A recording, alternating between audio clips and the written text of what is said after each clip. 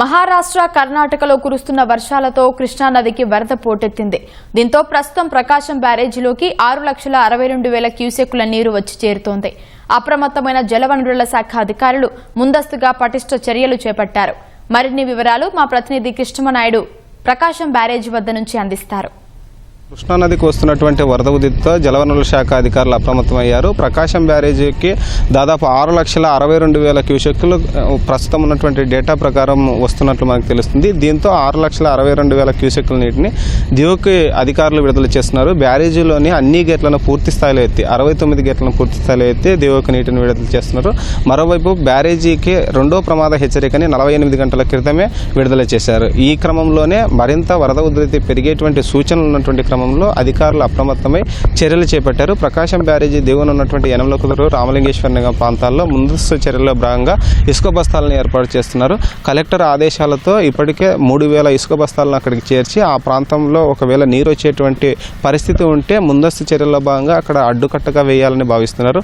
అటు భవానీ ఐలాండ్ దగ్గర ప్రస్తుతం మనం ఉన్నాము. భవానీ ఐలాండ్ దగ్గర బెరం పార్క్ దగ్గర ఉన్నటువంటి పరిస్థితిని కూడా మనం విజువల్స్లో చూడొచ్చు. ప్రకాశం బ్యారేజీ ఇటువైపున ఉన్నటువంటి ప్రాంతంలో కూడా పెద్ద ఎత్తున వరద ఉధృతి అయితే మనకు కనిపిస్తుంది. విజువల్స్లో చూడొచ్చు.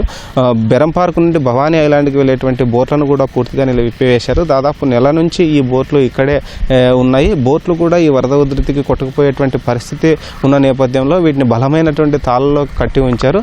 నిన్న 6,75,000 క్యూసెక్ల నీరు చేరడంతో కొంత బెరం పార్క్ దగ్గర ఉన్నటువంటి పార్కులోకి ల్యాండ్లో కూడా నీళ్లు వచ్చి చేరాయి.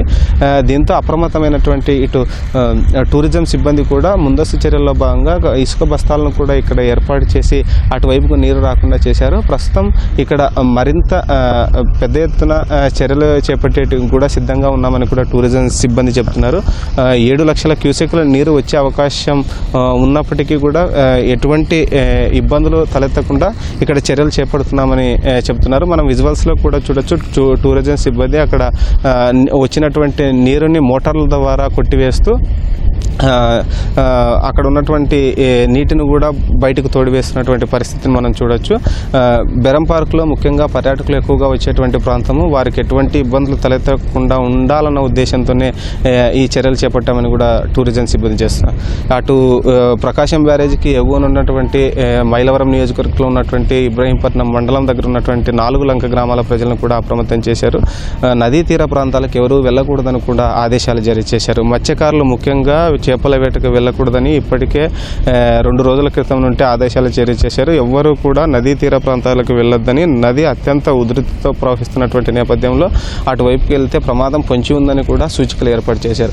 ఇటు దుర్గమ్మ దర్శనానికి వచ్చేటువంటి భక్తులు కూడా ఎవరికి కూడా నదీ స్నానం ఆచరించడానికి వీలు లేదని కూడా సూచన బోర్డులు ఏర్పాటు చేశారు. నదీ స్నానం ఆచరించాలంటే జల్లు స్నానం మాత్రమే చేయాలని కూడా అక్కడ జల్లు స్నానాలు ఏర్పాటు చేశారు. 2 భద్రతని కృష్ణా నది దగ్గర ఉన్నటువంటి గార్ల దగ్గర ఏర్పాటు చేశారు. అటు పులిచింతల నుండి ప్రస్తుతం తాజాగా ఉన్నటువంటి డేటా ప్రకారము 6,20,000 క్యూసెక్ల నీటిని విడుదల చేశారు. 6 లక్షల క్యూసెక్ల నీటిని విడుదల చేస్తేనే ఎగువనున్నటువంటి మిగతా ప్రాంతాల నుండి వచ్చేటువంటి మొత్తం వాటర్తో కలుపుకొని మనకు 6,70,000 క్యూసెక్లు నిన్న వచ్చినటువంటి పరిస్థితి ఉంది. ఈ క్రమంలోనే మరింత ఒక 40,000 క్యూసెక్ల నీరు మరింత కృష్ణానదికి పెరిగేటువంటి అవకాశం ఉన్న నేపథ్యంలో 7 లక్షలకి అటు ఇటుగా కృష్ణానదికి వచ్చేటువంటి నేపథ్యం ఉంది ఈ సాయంకాలానికి. అందులో భాగంగానే ముందస్తు చర్యలు చేపట్టామని జలవనరుల శాఖ అధికారులు చెప్తున్నారు. అటు అవనిగడ్డతో పాటు పెడన నియోజకవర్గాల్లో కూడా జలవనరుల శాఖ అధికారులు పర్యటించారు. రెవెన్యూ సిబ్బందిని అప్రమత్తం చేసి లంక గ్రామాల ప్రజలు అటువైపుకు వెళ్ళకూడదని కూడా సూచనలు చేస్తున్నారు. ముఖ్యంగా లంక గ్రామాలలో ఉన్నటువంటి ప్రజలు కమర్షియల్ క్రాపులు నష్టపోయాయని కూడా వాపోతున్నారు. గతంలో కురిసినటువంటి వర్షాలతో పాటు కృష్ణానదికి వచ్చినటువంటి ఫ్లడ్ వల్ల 1-2 సార్లు తమకున్నటువంటి పంటలు నష్టమైన పరిస్థితి ఉందని వాపోతున్నారు. తమని ప్రభుత్వం ఆదుకోవాలని కూడా విజ్ఞప్తి చేస్తున్నారు. ఇక మరోవైపు జిల్లా యంత్రాంగం, ఉమ్మడి కృష్ణా జిల్లా యంత్రాంగం అప్రమత్తమయ్యి అటు కృష్ణా జిల్లా కలెక్టర్తో పాటు ఎన్టీఆర్ జిల్లా కలెక్టర్ లక్ష్మీష కోఆర్డినేట్ చేసుకుంటూ జలవనరుల శాఖను అప్రమత్తం చేస్తూ రెవెన్యూ శాఖను కూడా ఇందులో భాగస్వామ్యం చేస్తూ ఎక్కడ ఎలాంటి అవాంఛనీయ సంఘటనలు జరగకుండా కృష్ణా నదీ తీర ప్రాంతాల్లో SDRF సిబ్బందిని కూడా ఏర్పాటు చేయాలన్న సూచనలు చేశారు. ఇప్పటికే ఇబ్రహీంపట్నంతో పాటు కృష్ణా నది ఘాట్లు ఉన్నటువంటి అన్ని చోట్ల అదనపు SDR సిబ్బందిని కూడా ఏర్పాటు చేసినటువంటి పరిస్థితి ఉంది. ఇది ఇక్కడ ఉన్నటువంటి తాజా పరిస్థితి. కెమెరామ్యాన్ భాస్కర్తో కృష్ణంనాయుడు, ఈటీవీ న్యూస్, విజయవాడ నుంచి.